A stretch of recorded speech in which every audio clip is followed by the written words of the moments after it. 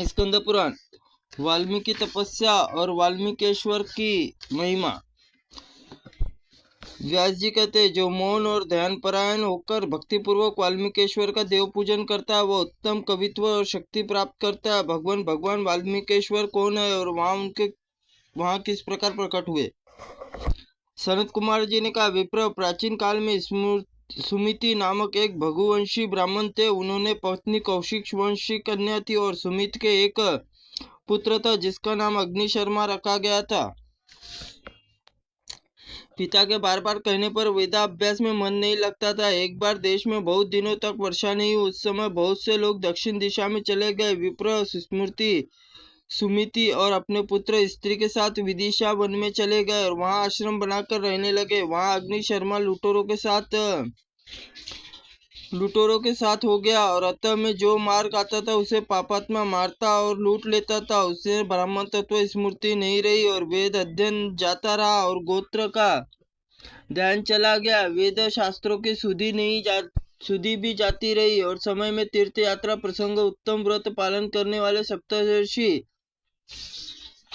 उस मार्ग में आ निकले। अग्नि शर्मा ने उन्हें देखकर मारने की इच्छा से कहा, ये सब वस्त्र उतार दो, छाता और जूता भी रख दो। यह बात सुनकर अत्रि बोले, तुम्हारे हृदय में पीड़ा देने के विचार कैसे उत्पन्न हो रहा है। हम तपस्वी है और तीर्थ यात्रा के लिए जा रहे हैं। अग्नि शर्मा बोले, मेरे माता पिता, पुत्र और पत्नी सब पालन पोषण मैं ही करता हूँ, इसलिए हृदय में विचार प्रकट हुआ है।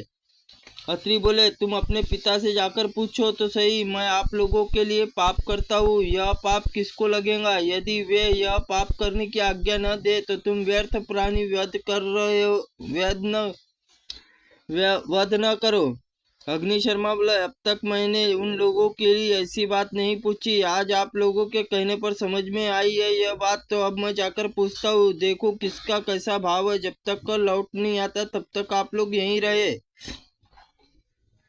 ऐसा कहकर अग्नि शर्मा तुरंत ही अपने पिता के समीप गए और पिता का धर्म नाश करने की, जीवों को पीड़ा देने के लिए भारी पाप की देखा जाता है और अब मुझे जीविका के लिए यही सब पाप करना पड़ता है। बताइए यह पाप किसको लगा। पिता माता ने उत्तर दिया, तुम्हारे पाप से हम दोनों का कोई संबंध नहीं, तुम करते हो तुम जानो, जो कुछ तुमने किया है वह तुम्हें ही भोगना पड़ेगा। यह वचन सुनकर अग्नि शर्मा अपनी पत्नी से पूर्वोक्त बात पूछी। पत्नी ने भी यही का उत्तर दिया, पाप से मेरा संबंध नहीं, यह सब पाप तुम्हें ही लगेगा। क्योंकि मैं अपने पुत्र से पूछा, पुत्र मैं भी बालक हूँ, मेरा आपके पाप से क्या संबंध। आपकी बातचीत व्यवहार से ठीक समझकर अग्नि शर्मा मनी मन बोला, हाय मैं तो नष्ट हो गया, अब तो वे तपस्वी महात्मा मुझे शरण देने वाले हैं। तो फिर उसे डंडे से दूर फेंक दिया। उस डंडे से दूर फेंक दिया। जितने कितने प्राणियों का वध किया और सिर के बाल बिखराए और तपस्वी महात्माओं के आगे जाकर खड़ा हुआ। उनके चरणों में दंडवत करके बोला, तपोवन, मेरे माता पिता, पत्नी, पुत्र, कोई भी मेरे सामने, सबने मुझे त्याग दिया है। मैं आप लोगों के शरण में आया हूँ, उत्तम उद्देश्य से नरक में मेरा उद्धार करे। उनके इस प्रकार कहने पर ऋषियों ने अत्रि जी से कहा, मुने आप कथन में इस बोध को प्राप्त हुआ कि अतः अनुग्रहित करे, आपका शिष्य हो जाए। तथास्तु कहकर अत्रि जी ने अग्नि शर्मा से बोले, इस वृक्ष के नीचे बैठकर इस प्रकार ध्यान करो कि ध्यान योग्य से महामंत्र राम नाम के जप से तुम्हें परम सिद्धि प्राप्त होंगी। ऐसा कहकर सब ऋषि यष्ट स्थान को चले गए। अग्नि शर्मा 13 वर्षों तक मुनि बताए गए अनुसार ध्यान योग संलग्न रहकर अचल भाव से बैठा रहा। उसके ऊपर बॉम्बी जम और 13 वर्ष बाद जब सप्तर्षि पुनि मार्ग से लौटे, वाल्मीकि से उच्चारित होने वाली राम नाम ध्वनि सुनाई पड़ी और उसने बड़ा विस्मय बना। अनेक काठ की किलो से वह बॉम्बी खोदकर अग्नि शर्मा को देखा और उसे उठाया। उठकर तभी उसने सभी श्रेष्ठ मुनियों की तपस्या के तेज से उद्भासित हो रहे प्रणाम किया और इस प्रकार, मुनिवर, आपके ही प्रसाद से मैंने शुभ ज्ञान प्राप्त किया है। अब मैं पाप पंक में डूबा था, अब मुझे दीन का उद्धार कर दिया है।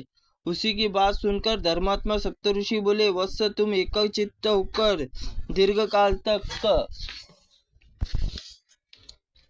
वाल्मीकि बॉम्बे में बैठे थे। इस पृथ्वी पर तुम्हारा नाम वाल्मीकि होगा। यो कहकर तपस्वी अपने मुनि गंधवंत दिशा की ओर चल दिए। उनके चले जाने से तपस्वी श्रेष्ठ वाल्मीकि ने कुशस्थली जाकर महादेव जी की आराधना की और उसके कवित्व शक्ति पाकर मनोरथ काव्य की रचना की। रामायण कहते हैं, जो कथा साहित्य में सबसे प्रथम माना गया है। तभी से अवंती में वाल्मीकेश्वर शिव की ख्याति और मनुष्यों को कवि तत्व की शक्ति देने वाले हैं। त्रुटिपूर्ण वाक्य के लिए भगवंत आप हमें क्षमा करें। ओम स्कंद पुराणाय नमः। ओम नमः शिवाय नमः।